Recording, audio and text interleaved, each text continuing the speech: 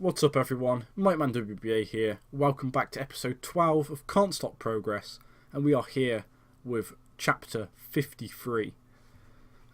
Between this episode and the previous episode, we have risen in size to regional. We are no longer a small company.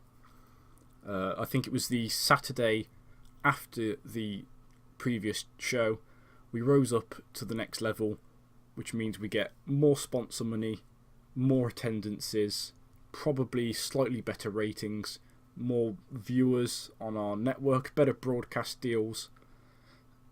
It's all good. The only problem will be that when we have to renegotiate contracts or when we want to sign new people, we will have to start offering people downsides on their contract, which will mean even if they're not used on the show, they will still need to get paid, whereas at the moment we literally only pay people if they appear on a show. So as it is, we might have to trim some of the dead weight. Some of the people I signed for the Evolve show that I shouldn't have signed, people like ACH might have to go. Some of the lower guys, maybe Earl Black Jr. will be leaving, or just not re-signing contracts I should say. People that we're maybe not using as well as we should do, so maybe Chuck Mambo, William Eva, people like that might not stay on.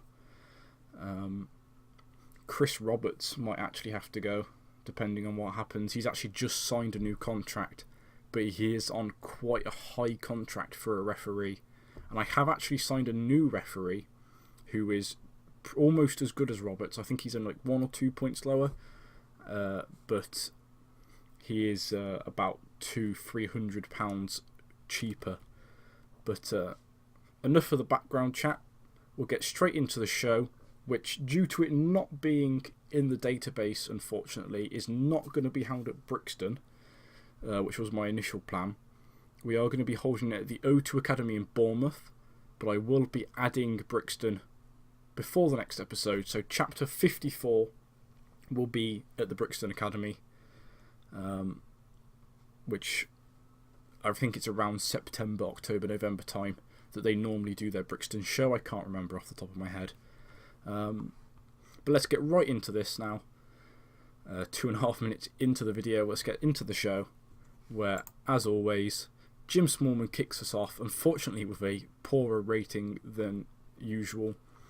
But he welcomes the crowd to chapter 53 in a 29E in front of 1,800 people, a sold-out crowd at the O2 Academy in Bournemouth. And let's get straight into our first match of the night, where in a bout that had decent wrestling but not a lot of heat, as they always do.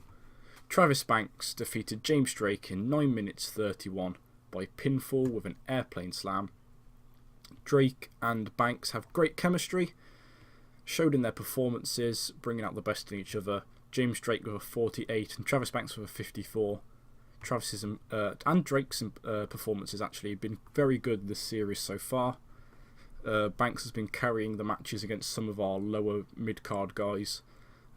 He will be looking to transition up the card fairly soon and will be taking on more mid-carder and upper mid-card opponents.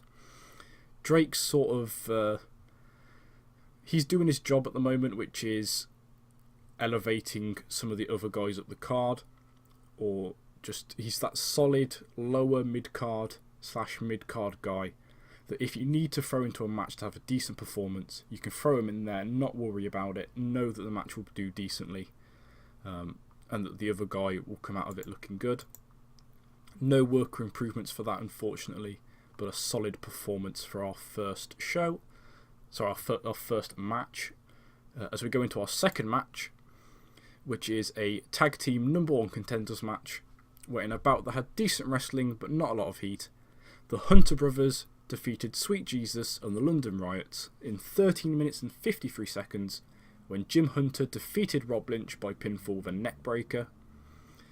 Eva and Mambo both had 33s.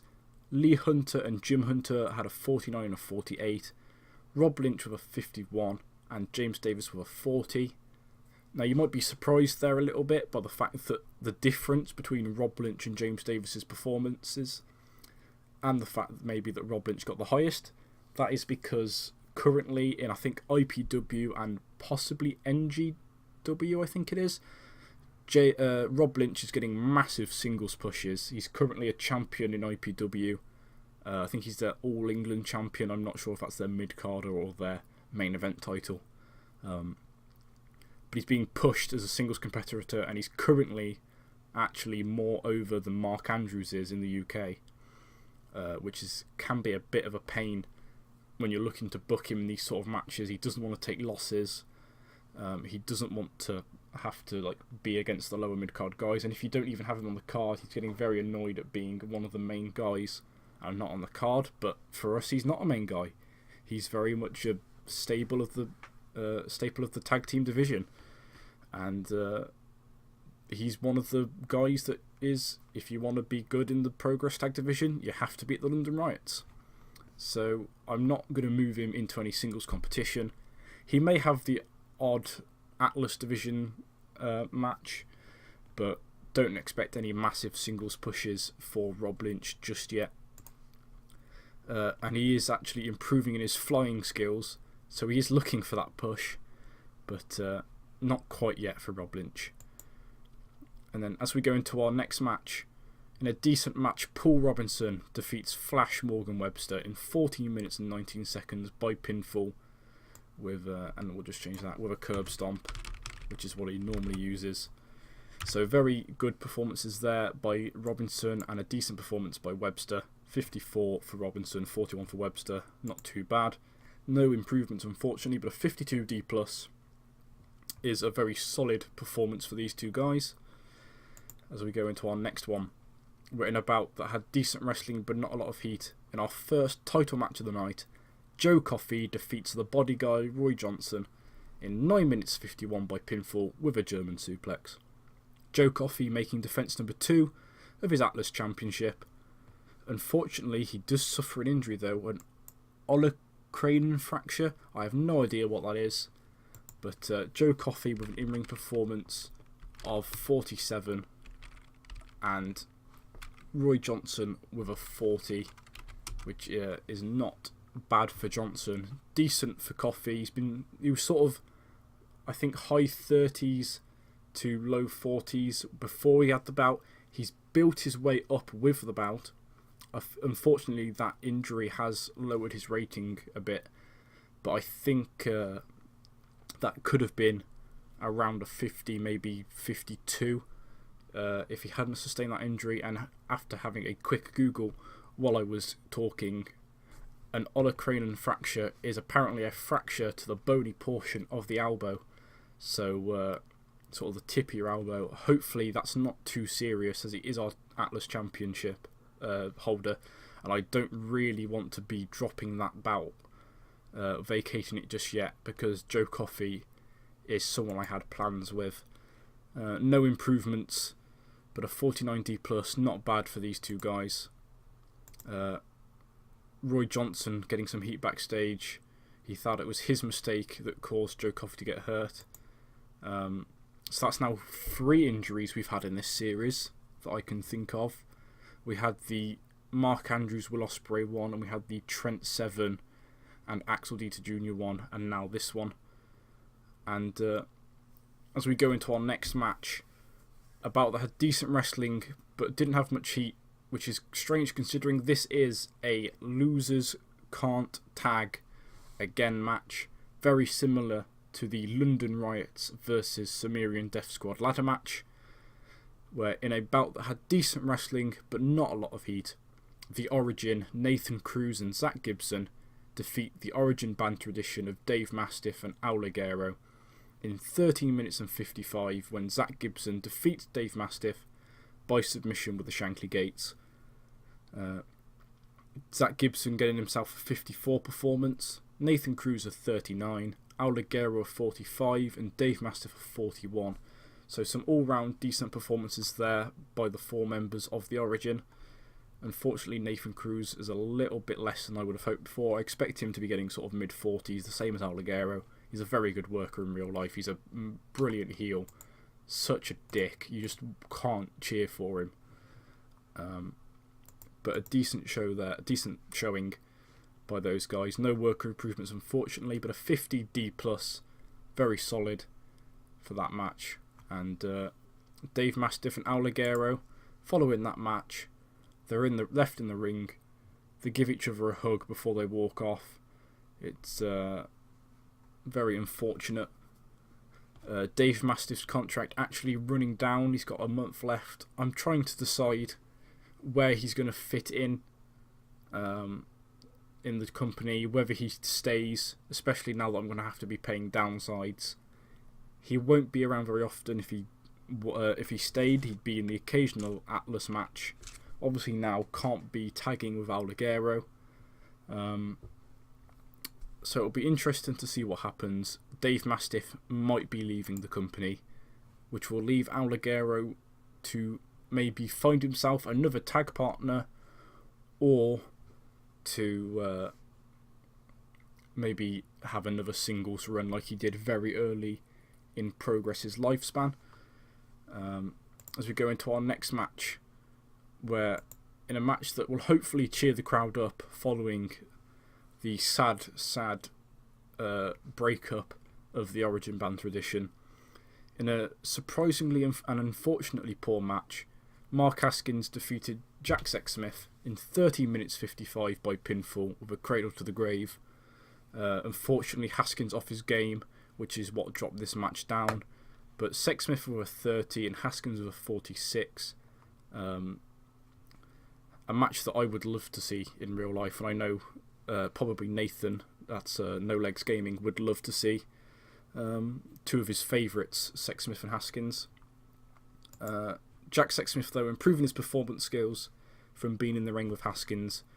So hopefully he'll be working his way up to the sort of mid-30s in-ring performances in the future. Haskins, unfortunately, off his game. If he hadn't been, this match would have risen up slightly to the 40s. But not too terrible, all things considered. As we go into our semi-main event of the evening, our second title match, where in a battle that had decent wrestling but little heat, Laura Di Matteo defeats Ginny in 12 minutes and 34 seconds by pinfall. Laura Di Matteo making defence number 2 of her Progress Women's title. The former servant to Ginny, proving that she can stand on her own, that she is more than capable of standing up for herself. Defeating Ginny again. She doesn't need any help from Toni Storm this time. She just managed to defeat Ginny on her own. Ginny with an in-ring performance of 40, Laura with a 44. No worker improvements, but a 45D. I'm very happy with that from these two. The women continue to grow on this save, which is nice to see. Some very good ratings from them. And as we move into our main event of Mark Andrews, he's the number 1 contender from the previous chapter, defeating, I think it was Haskins, Matt Riddle and Timothy Thatcher, I believe, in that match. Takes on Pete Dunne. And in a decent match, Mark Andrews defeats Pete Dunne in 15 minutes and 35 seconds by pinfall with a shooting star press. Mark Andrews winning the Progress Championship title. Andrews was tiring towards the end, but Andrews and Dunne have pretty good chemistry that lifted the match. Got the crowd buzzing. Andrews with a disappointing in-ring performance of 42. Pete Dunne with a 59 for a 57 C- rating overall. Happy with that. Would have loved to have seen a 60, but I'm happy with a 57, especially considering Andrews' in-ring performance wasn't the greatest. But no worker improvements there. But Mark Andrews is your new Progress champion. That is until following the match, Will Ospreay, the Super Strong Style 16 winner, and Paul Robinson come out attacking Mark Andrews after the match with some chairs. Eddie Dennis, Mark Andrews' friend and tag partner, tries to come out to help him. It gets attacked also. Robinson intercepts him with a chair. Ospreay and Robinson laying out Andrews and Eddie Dennis. And following that, Ospreay continues to beat down Andrews with a chair, demands his championship opportunity. Jim, John, Glenn have no choice to accept. Ospreay just standing over Andrews with a chair, just threatening to just injure him and cripple him if they don't. They have to give it him.